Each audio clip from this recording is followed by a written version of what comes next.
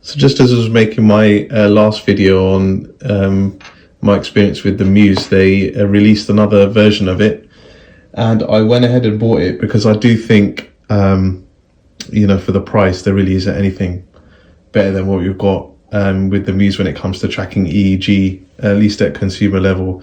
Anything that I want to look at besides this is just way more expensive than I would think it'd be worth, considering how often I use them. I've also been doing a lot more kind of reading around how to process EEG data, and I've made some better scripts in terms of being able to visualize things like spectrograms and that kind of thing. So I thought I'd invest and get the new version of it. And while I did that, I thought I'd make a video on some of the main differences. It's actually, very similar, virtually the same as the Gen 1, but there are some big changes that I think made it worthwhile, the upgrade. I've still got the original one, so I can do some comparisons against that, and eventually I'll probably just sell that at a lower price once I've done all that kind of analysis. One of the big main differences that you can see between the two bands is the surface area for the temporal lobes. So these are absolutely massive compared to what they had originally. I always found this to be pretty useless. I was never actually looking at any of the signals that came from these side lobes, because it just, I would never get enough contact because of hair and things like that around the ears. So unless you're bald, those are the contacts on the side are pretty useless. But the ones that they've got now, they actually do have quite a big coverage. So I'm expecting to get much better signal out of those than what I did with the first gen. And then the other thing that's different is, in terms of the capsules, these generally look exactly the same. The new version has got these hooks at the end, which I'll probably break at some point. They're pretty small. I didn't actually have a problem with the way it was before with just the magnets. I didn't get any problems with it disconnecting or anything. The only other thing is virtually the same thickness, but one other thing that has changed is the PPG, the heart rate sensor, does protrude more from the new version than it did originally. And I think one of the reasons why they did that either is because of, to make room for the battery, possibly, or the other thing might be because the distance for what you had originally for that heart rate sensor is quite far. So you'd never quite get a close enough contact to your forehead with the way configuration it was before. And that can be a problem when you're trying to get accurate heart rate readings and just more information from that sensor, because the signal will kind of drift around a bit. You really want it as close as possible. So I think that's what they've kind of gone for, potentially. As I say, there might be other reasons for it, because of the battery or the difference in the fabric, because they are slightly different. The new one is just a bit softer than the original one. But that's, in terms of how they look in the bands, that's pretty much what we've got. I'm hoping they sell the band excluding the pod, like an additional band as a separate thing that you can get, because I have seen on my Gen 1 that you can see here, it does kind of wear and tear over time. So hopefully they can do that, because I don't expect these bands to kind of like last for years and years. I do think you'll need to replace them every now and then. So hopefully you can get backups. Otherwise, I think this generally is a good update to a device that was already pretty good anyway. That said, it's obviously not perfect. Nothing ever is, though. I'm not a fan of the software still. It doesn't really do much for me. I think it is a bit too siloed in terms of the type of consumers that would use the application. So they have things like guided meditation and sleep guidance as well. They've got a new thing with the Gen 2 which they're pushing quite hard around what they're calling digital sleeping pills. If you have trouble with sleeping, that's supposed to be something that looks to help insomnia and that kind of thing. Another offering I've seen is Mind Lift, which looks like quite a high level offering there. You get matched up with an online coach and that kind of thing. It's often used in a clinical setting, but you can get it for yourself. It's a bit overkill for what I'd want to do with the Muse, but if you're looking for like a high-end service, then that's something you might want to look at. It's got some info that I want to have by the looks of it, but at the same time there's a lot of extra stuff that's not relevant. And then coming back to Muse's software, I feel pretty much the same way about that as well. I would have liked to have seen kind of more work done with the software development kit and being able to, developers being able to make their own apps for it, because I think there is so much more that you can do with this. They used to have a supported SDK, and there were a few apps that came out that even integrated with games and that kind of thing as well, which would be an interesting space to go into.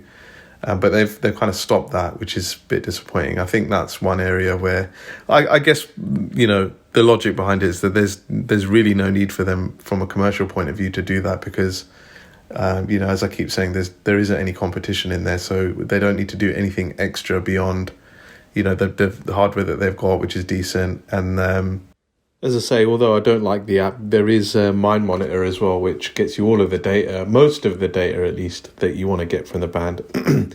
I say most because you can't get the heart rate information from there. Funnily enough, there are applications where people have reverse engineered the Bluetooth protocol in the device, so kind of goes against the terms, I guess. Although you always get people like myself that kind of like tinkering and hacking this kind of hardware to get more out of it. It doesn't really. There's still not really much incentive to develop really really high end apps, because not everyone has that kind of free time to make those things without there being, a financial gain involved. So yeah, that's one gap, one area where I'd like to see an improvement. I do think the software side of things has gone a bit stale for Muse, and it's kind of gone backwards from where they'd initially started things off. There was another offering that Muse had called Muse Direct, which is something that you could get from the app stores to do additional data recording and get information from the Muse band, but there were so many bugs with it, they actually just discontinued it earlier in the year. So that option's out the window. Although having said that, it does look like from some of the knowledge articles, they're looking at an alternative solution that kind of gives the same capability without all of the bugs and so on. So keep looking out for that. I don't think that's been rolled out yet though. Really, the only alternative that you have if you aren't going to get Muse is some of the research level open source type projects that are out there. So OpenBCI have some great products, but you're not going to get the kind of software that you get on the Muse, the kind of guided meditation and consumer applications like that. It's very much kind of you got the hardware, you'll get data out of it, and you got to make sense of it yourself, kind of thing. And there are some amazing tools that you can use for that, but it's not. If you're looking to use, have some easy to use applications that you can just readily get from mobile app stores and use the ones that you can get from Muse, then you're not going to get that with those other alternatives. So that's why I say, really, when it comes to the Muse S, there's nothing else like it. So I've been using the band for the last couple of days. I'll show you data from one night just as an example. And these spectrograms I've got now are much clearer than the ones I had in my last video, because it's just a bit more info that I know about processing the signals a bit better to get rid of the noise. So this one here is just showing information from the frontal lobes. Even with the last band, that's all I was doing. I wasn't taking anything from the temporal lobes, and I've still got problems with signal quality from the side lobes, even with the massive surface area that the new band has. I think it's still better than it was before. Here's what it looks like when I look at the data from the side lobe. So you can see it's just a load of trash, really, most of it. But I think I've got a strategy of how I can kind of secure it a bit better on the sides. This is still, as bad as it looks, this is still a bit better than what I was getting from the last band. And I think with the increased surface area, I'll configure some ways of making it work. And as I say, these are quite heavily processed, so the raw signal that you get it looks much worse than this. All my scripts that I had in GitHub that I talked through in the last video, they're pretty much kind of outdated. I do need to update them because the ones I've got now are just much better. But you can see in here that there's kind of red marks towards the bottom of the graph. That's where it's recording deep sleep. It's registering delta waves. I've said this before, the Muse is pretty good at recording slow wave sleep, but it struggles with anything higher up than that. The signal does get quite a bit weaker.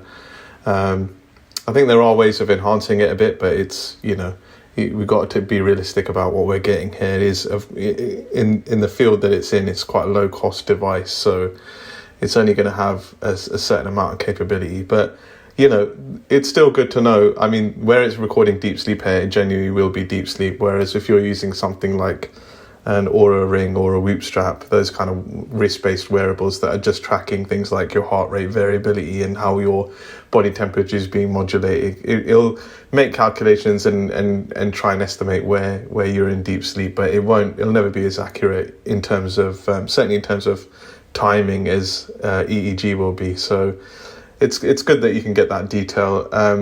The other graphs that I've got above the spectrogram, I'll go through that in a separate video at some stage, but it's basically just to do with eye movement and body movement, and you can get a little bit of that information from the Muse band as well with a bit more processing. So they just help support. I think what I might do at some stage is look to make my own hypnogram using all these metrics and combining them together.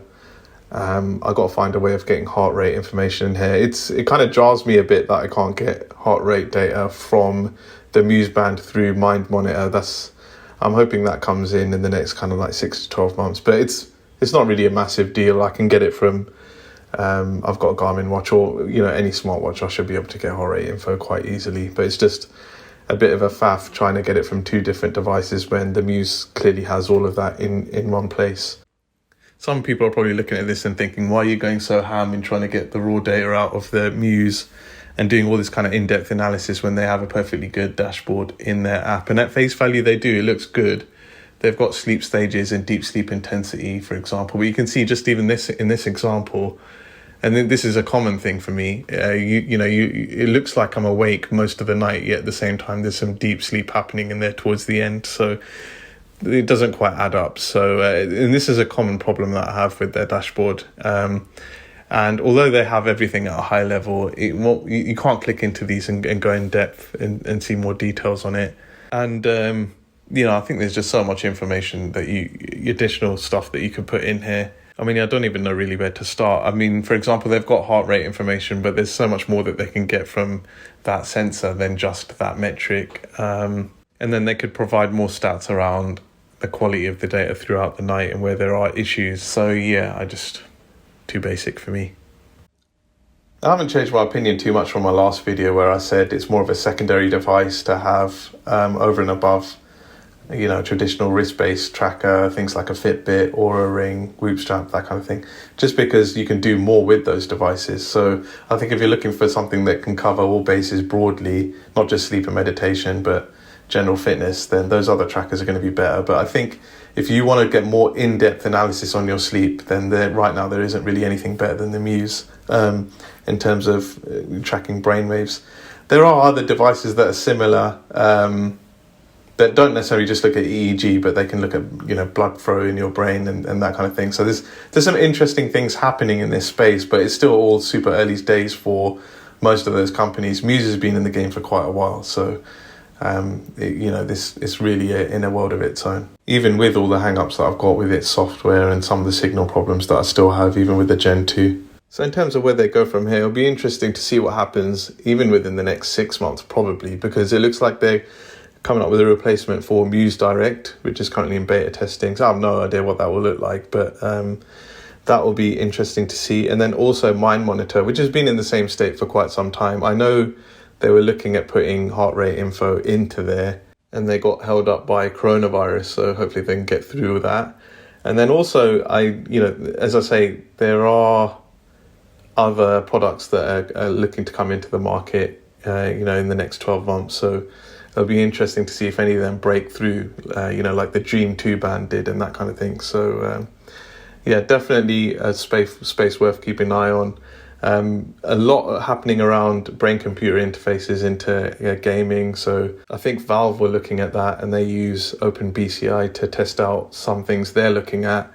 And obviously we've got the whole thing happening around Meta. So people are going to get used to wearing headsets for VR experiences. So I guess it's just more of a question of a matter of time before brain-computer interfaces into VR will become a thing. So I don't think VR is still quite mainstream yet, but I think that's something to keep an eye on as well. So hopefully that helps some of you. I think if you've got a Muse 2 and a Gen 1 Muse S, I'd look at trading them in. Sell them at a lower price, get the new Gen 2 Muse S. I do think it's better than the other products that they've got. I think they'll discontinue those at some point anyway. And then if you haven't used a Muse before and you're just kind of new to it, then if you've got the spare cash lying around, then get the new Gen 2. Otherwise, you can expect to see quite a lot of the older devices crop up on eBay, and they're all compatible with the same Muse software anyway if you want to test that out. So there's a lot more options than was available before.